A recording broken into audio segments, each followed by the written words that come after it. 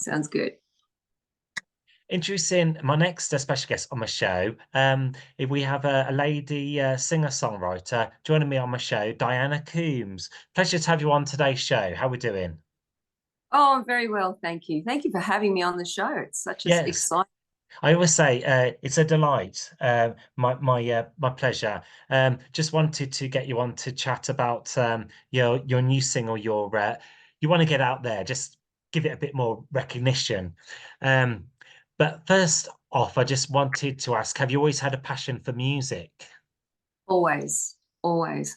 The time I could talk, I've been singing. So yeah, Oh always. wow! My life revolved very much in my early years around music. My dad's been in dance bands since before I was born. So band practices and family get-togethers were always a musical event. So yeah, very much part of my life. Yes, I put in my notes that uh, inspiring you family get-togethers and sing-alongs as well. Yes, yeah, very much so. All of my father's family were musical.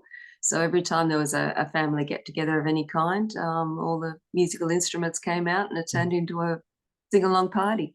And where you lived growing up, did you have like a piano and all the guitars to hand, like in your Yes, household?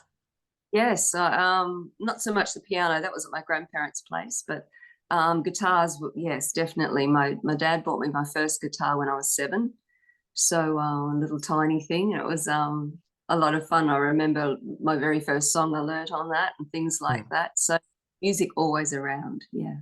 Nice. And your new single's called Start Where You Are. Is it a debut single from yourself? No, no. My debut single was Heading West Again, and then I released another one on my back steps. And then this is my third one, Start Where You Are. But Oh, I love this song. It's just such a great song. do you feel this It's is got one of your standout tracks, one of your uh, favorites? it's certainly a message that I'd like to put out to the world. I've been very happy with all of the tracks that are on this CD, and certainly with the ones that I've released so far, they're all a personal message. But this one was written by Angus Gill, and it's just an inspirational track. The first time I heard it, I fell in love with it, and just I love the words in it. The first few lines, best time to plant an oak seed is 50 years ago. Well, the next best time is today. Mm, mm. So yeah, I just love it. It's such an inspirational song about don't give up, get out there, start with what you've got, stop waiting for things to be perfect, and don't think that it's too late.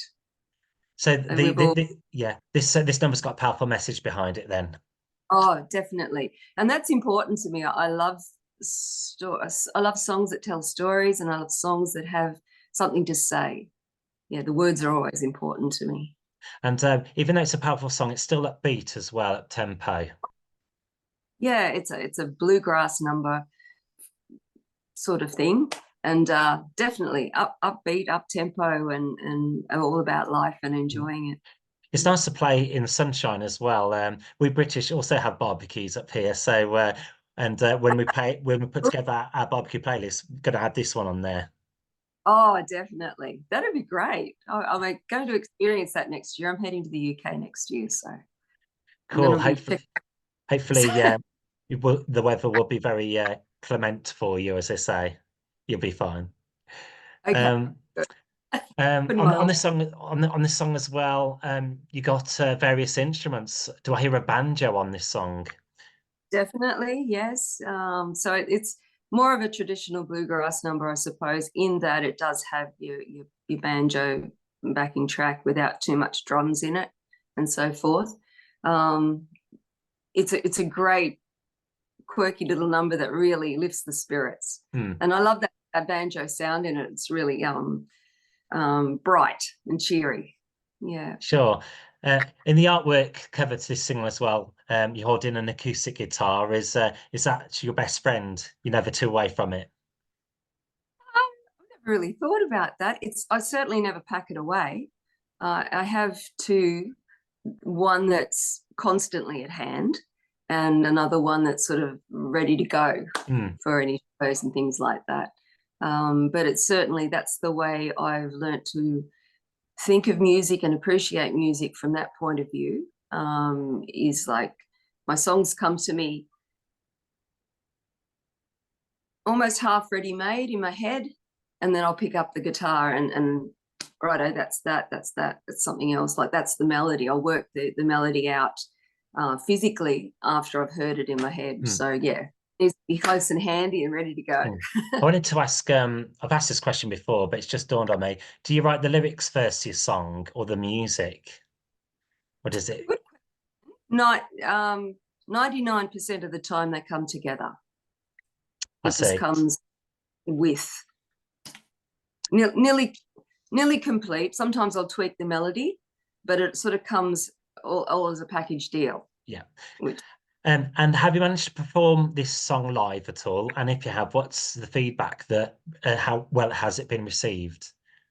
really well, yes. Only just last week was the first time I'd done it live, because it's only just been released, of course. So I don't like to do the songs until they're actually released publicly. But yeah, it was really well received. Yeah, so I was very that and pleased. And recording your free songs, did you go into like a professional recording studio? Well, yes, sort of. I've done a complete album, a 10-track album, and these are songs off there. And it was at a friend's place, or we were only acquaintances before we started this little venture, but about an hour down the road. And he's a very professional musician, a very professional producer. And I was very grateful that he took on the cause, and we got together and went into the studio, into his little studio, and made some magic. Yeah. It's a memorable experience. Oh, definitely. Yeah. Definitely. And then one Yes. final question I wanted to ask, these interviews go so quickly, but where do you find inspiration to write music? Cool. Life experience. Life experience. And the world around me. I've been very blessed with some very special loved ones in my life, and I have a great appreciation for nature. I love to be outside, and so the beauty that surrounds us pretty much is the instigator of a lot of my music. I have written some songs that were sadder. I have been through some sad periods in life, but they're great therapy. But yes, my inspiration comes from the wonderful experiences that are provided to us. Lovely. And wanted to add, do you find music quite relaxing? It clears the head sometimes. Yes, it's a great comforter.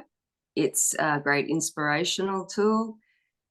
It filters through my entire life, really. So I think everybody has a soundtrack. Every incident in my life has a soundtrack. Definitely. And there are, a song has such power to be able to take you back to a place, a time. It's immediate, and it's such a strong memory. It's pretty powerful stuff. Yeah. Well, Diana Coombes, thank you very much for taking time out to just hop on, just chat about a little bit more about you, what you do, and your new single as well. Would you like to just interview on my show? We'll give it a little bit of a spin on my radio show.